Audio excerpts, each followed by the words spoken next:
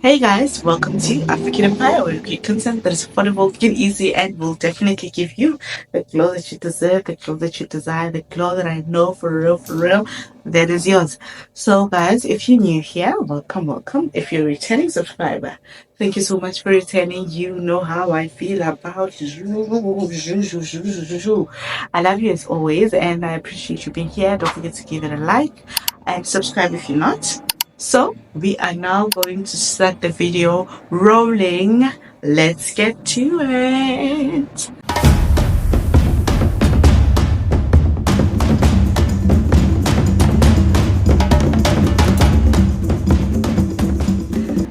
So guys, on this video, I'm back again with another yappa yappa talk to me. Let's talk diary session.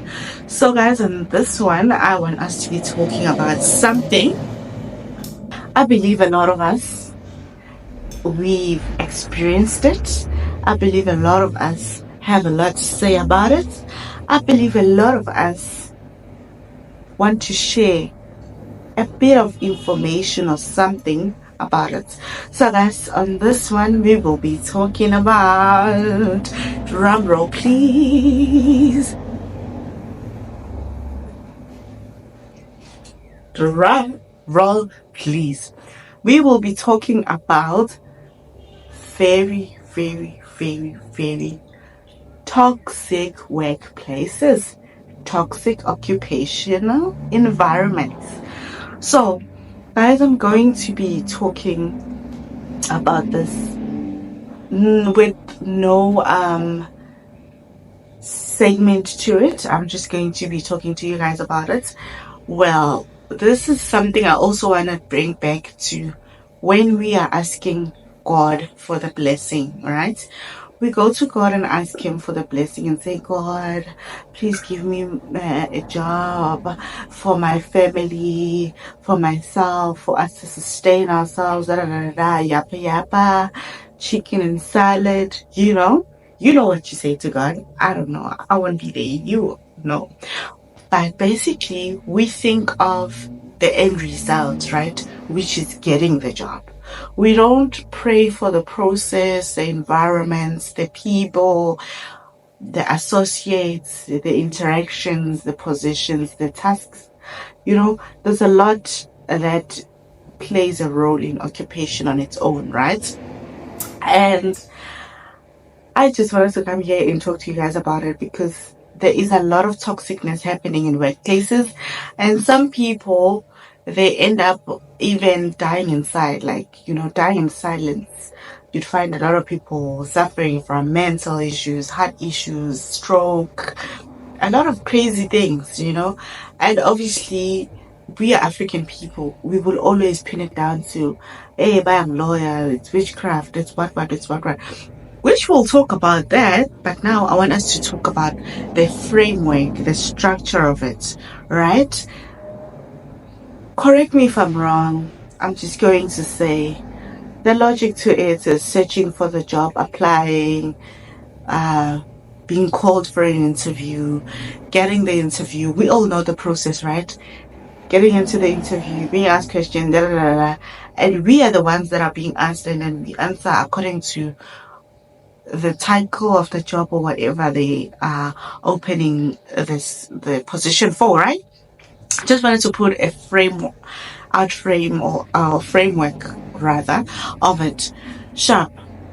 What do we forget to do as people and as humans? I will say we, because I'm putting myself also in that. This is what I've also done in the past. I would be so desperate because I'm breadwinner and I want to make a living, and I want to make sure that everyone that relies on me for responsibility is okay, right? I will go there with the mindset, I just want to see myself work, right? And not realize, there's so many attributes, or nobody have taught me when I was applying. There's so many attributes that plays a role in the type of job environment and everything. And I know a lot of people these days, like running after the moolah, they don't really care about, I don't care if it's toxic, but they don't realize that at the end of the day, whether you don't care or you care, it will affect you one way or another, right? So, short story, I am the youngest person in the company. I'm working for this company.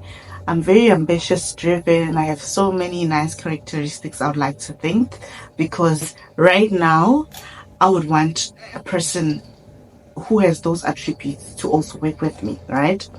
Okay, sharp. Well, anyways, fast forward. You know, when you are a very outspoken person about the things that you believe in and what you like, not everyone likes you, or not everyone r- r- gravitate towards you, because they always feel like, oh, she thinks she's better, because you know yourself. Remember, you know yourself, so you'd outline and what's okay, Mina. I won't allow this. This is what I would allow. It's like when you're in a workplace, you just have to go with what everyone is doing. And when you're different, it becomes a problem. I suffered from that for one. I suffered from standing my ground, regardless of how manipulative a person was, how much of a narcissist the person was. I stood my ground, and I have this characteristic about me that no matter what you do to me, if I learn the type of person you are, there's low chances that you'll affect me in the future. You understand? Like, for instance, let me make an example about a narcissist, because that's what's trending lately. In occupation, you'd find that is a lot of it's trending, because a lot of people believe in those things that used to work in 100 years ago, not 100 years let me just say 10 years ago, things that used to work then, they still think in their mind, would say they still work now. Now a lot of people have access to information, and a lot of people have access to healing. Everyone wants to heal now. Everyone wants a great environment. Everyone wants great energy, right? You'd find Uguti, there's a trait, I'm a narcissist. I'll say that because it's something I've noted a lot, and it's something that helped me. It was a blessing for me in disguise. And when the people were doing it, they didn't know who's actually, we are blessing this person, thinking, no, we're punishing them, da da da da da. As much as it was not cute when it was happening, like I hated it, but it became a blessing. How so? A lot of you guys are asking yourselves, how so, right? We're talking about occupational workspaces, right? Okay. It was a blessing when it came to my emotional intelligence, right? I learned so much intelligence when it came to how emotional I can get with things, what should get me into a sensitive state and what shouldn't. Why should I even be said? Like, it gave me a balance. It was not easy, I must say. If you guys want me to teach you about that, get this video to so many likes. I don't know, 1K. I don't know. Get it there, and I'll do what I did to actually start learning on my emotional intelligence. Because now, like, not a lot of things faze me, whether it's environments or people, because I had to learn and adjust, because I'm a person that is easily affected by a toxic environment. Well, I was a person that was, let me just say it was, because right now I know how to maneuver with things. The growth also helps. Remember, I said to you guys on my other video that there's so much growth that has been happening, right? Then this is some of it. So with toxic environments, guys, there is so much oppression, right? We all know that.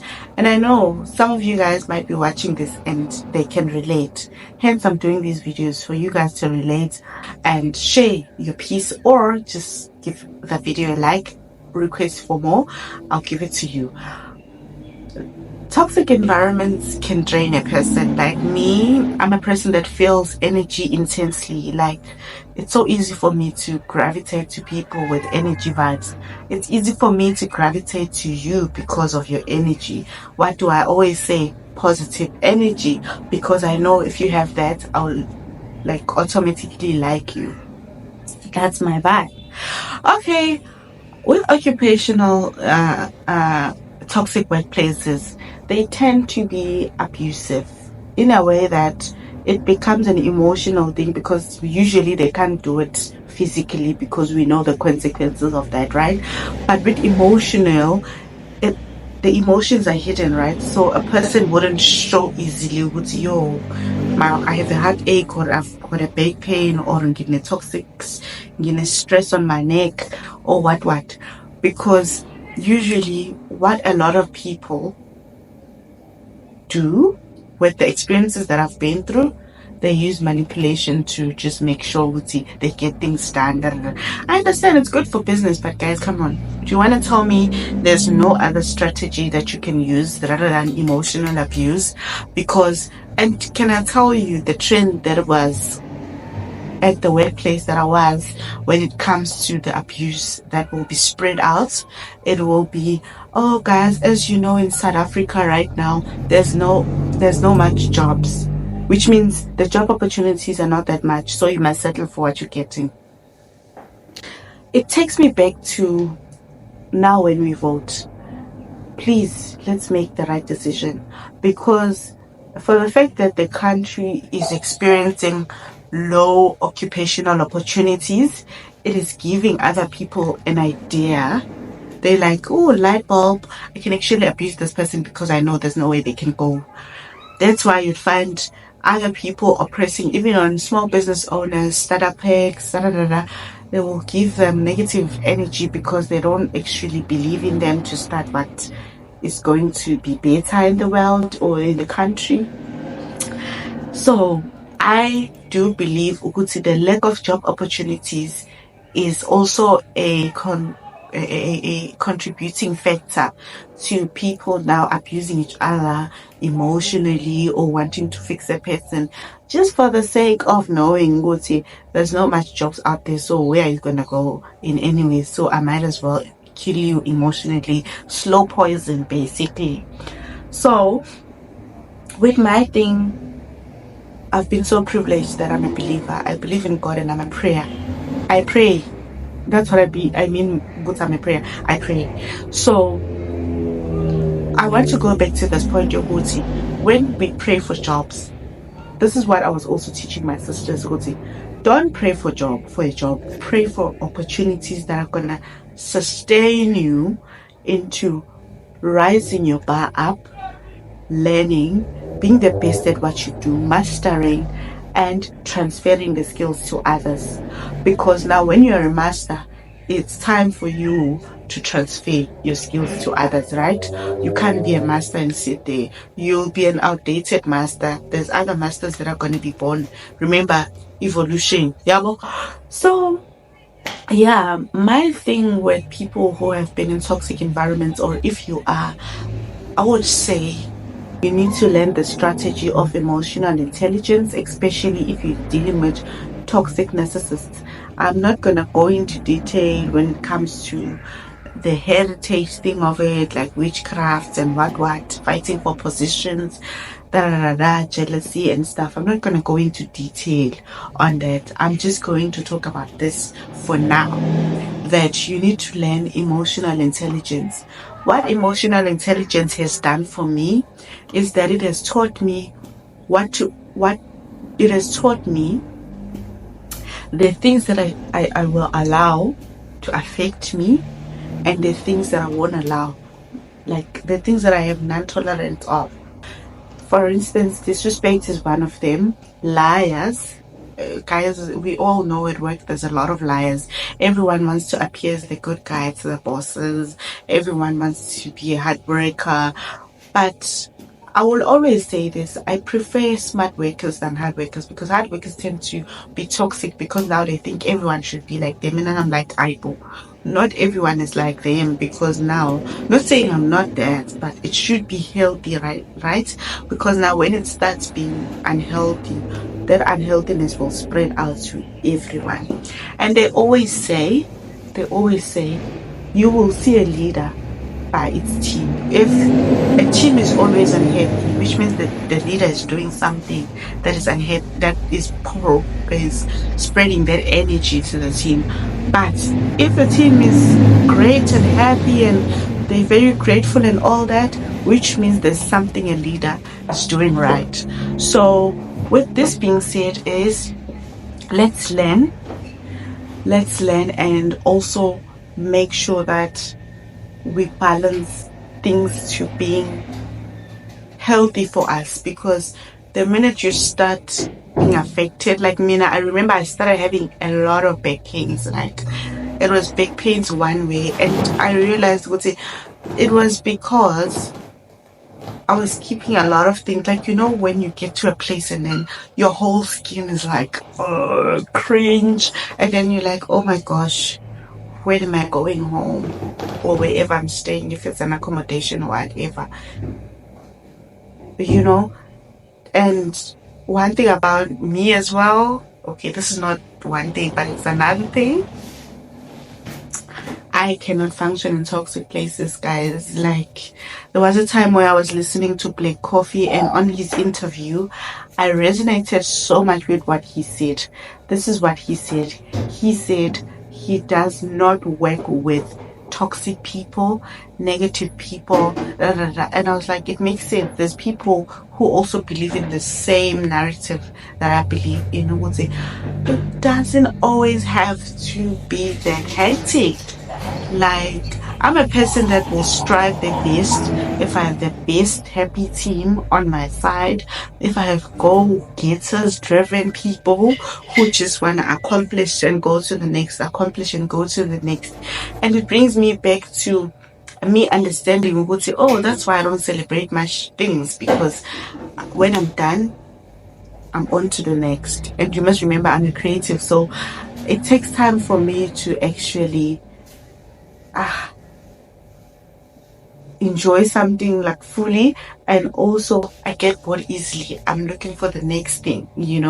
That's why you'd find it was okay, and things are random, but yeah, guys, basically that's what I wanted to talk about and give you guys my advice of emotional intelligence. If you guys would want me to do another video of teaching or going in detail of what I did, how I managed to grasp even my emotional intelligence, how I read characters' energies, what I gravitate towards, like, you'd find me having small circles, because at the end of the day, I don't believe I'm from everyone. As I said, I'm unique.